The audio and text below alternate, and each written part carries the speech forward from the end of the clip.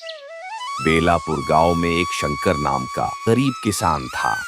उसका गांव बेलापुर एक छोटा सा गांव था, जहां खेती के अलावा कोई और साधन नहीं था। खेत से जो थोड़ी बहुत सब्जी निकलती, वही वह पास के गांव धर्मपुर में बेचकर अपने परिवार का गुजारा करता था।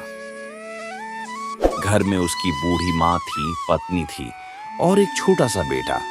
पैसों की तंगी इतनी थी कि आराम करना उसके लिए बस एक सपना बन चुका था।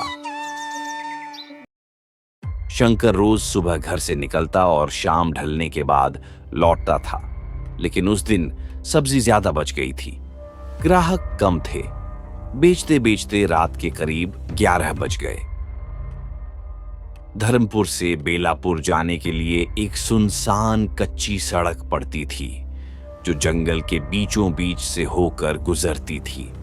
गांव के लोग कहते थे कि उस रास्ते पर रात में कुछ ठीक नहीं होता, खासकर अमावस की रात। अरे शंकर बेटा, आज तो तुम्हें सब्जी बेचते बेचते बहुत देर हो गई है और ऊपर से आज अमावस की रात भी है। तुम आज की रात मेरे घर ही रुक जाओ। अरे नहीं नहीं रघु चाचा, मुझे तो आज हर हाल में घर जाना पड़ेगा, नहीं तो मेरी बीवी और मेरी माँ बहुत चिंता करेंगी।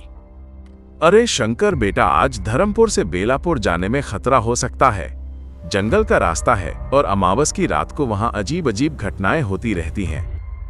अरे रघु चाचा, आप बेवजह मुझे डरा रहे हैं। ये सब तो अंधविश्वास की बातें हैं। आप भी कब से ऐसी बातों पर यकीन करने लगे? लेकिन शंकर मजबूर था। उसने साइकिल उठाई और घर की ओर चल पड़ा। रात बेहद काली थी। आसमान में न चांद था न तारे। पेड़ों की परछाइयां सड़क पर अजीब अजीब आकृतियां बना रही थीं। हवा ठंडी थी, लेकिन शंकर की पीठ पसीने से भीगी हुई थी। चलते चलते उसे अचानक महसूस हुआ जैसे कोई उसके पीछे पीछे चल रहा हो। वह रुक गया, पीछे मुड़कर देखा। कुछ नहीं था। अरे कौन है भाई जो मेरा पीछा करके मुझे डराना चाहता है? अगर हिम्मत है तो सामने आ जाओ। शायद थकान की वजह से उसने खुद से कहा और फिर आगे बढ़ गया। लेकिन कुछ ही दूर गया था कि अचानक उसके कानों में एक धीमी सी आवाज पड़ी। शंकर, ओ शंकर। उसका दिल जोर से धड़क उठा। उसने साइकिल रोक दी। का कौन है वहां? उसकी आवाज कांप रही थी। कोई जवाब नहीं मिला। चारों तरफ इतना गहरा सन्नाटा था कि अपनी ही सांसों की आवाज डराने लगी। वह फिर से चल पड़ा, लेकिन अब उसका मन बेचैन था। तभी उसे सड़क के किनारे एक औरत खड़ी दिखाई दी। सफेद साड़ी, खुले बाल और सिर झुका हुआ। शंकर को अजीब लगा। इतनी रात को इस जंगल में कोई औरत? उसने हिम्मत जुटाकर पूछा। बहन, इतनी रात को इस जंगल में आप यहां क्या कर रही हैं? औरत ने कोई जवाब नहीं दिया। शंकर चल के थोड़ा और पास गया। अरे बहन, घर छोड़ दूं आपको? धीरे धीरे औरत ने सिर उठाया। शंकर की सांस वहीं अटक गई। उसका चेहरा पीला नहीं था, वह सड़ा हुआ था। आंखें गहरी काली थीं, जैसे उनमें कुछ भी नहीं बचा हो। शंकर पीछे हट गया। तभी उसकी नजर नीचे गई। उस औरत के पांव जमीन को छू ही नहीं रहे थे। शंकर के मुंह से आवाज तक नहीं निकली। पूरा शरीर सुन्न हो गया। औरत ने धीमी ठंडी आवाज में कहा, डर क्यों रहे हो?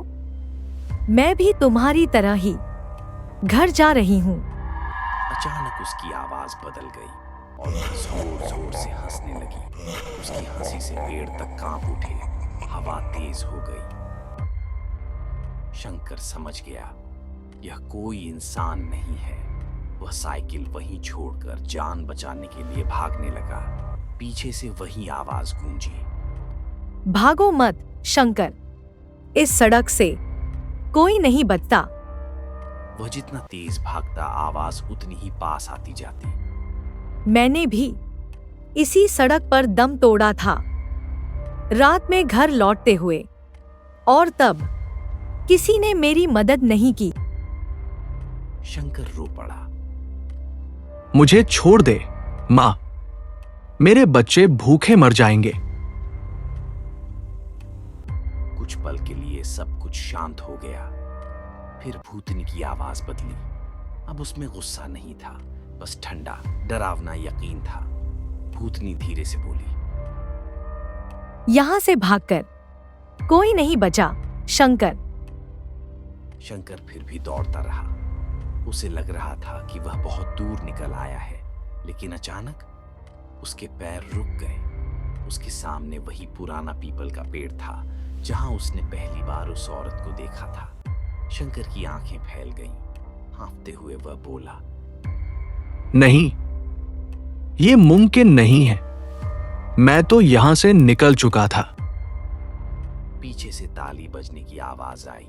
ठक ठक ठक। भूतनी उसके सामने खड़ी थी। इस बार उसका चेहरा साफ दिखाई दे रहा था। आधी जली हुई खाल और आंखों से टपकता काला पानी।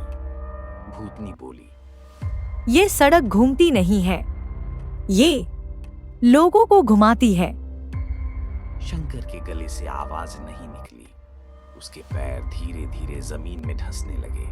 उसने आखिरी बार भगवान को याद किया और फिर सब कुछ अंधेरा हो गया। सुबह गांव वाले उस सड़क से गुजरे। सड़क के किनारे शंकर की साइकिल पड़ी थी। सब्जियों की टोकरी बिखरी हुई थी, लेकिन शंकर कहीं नहीं था।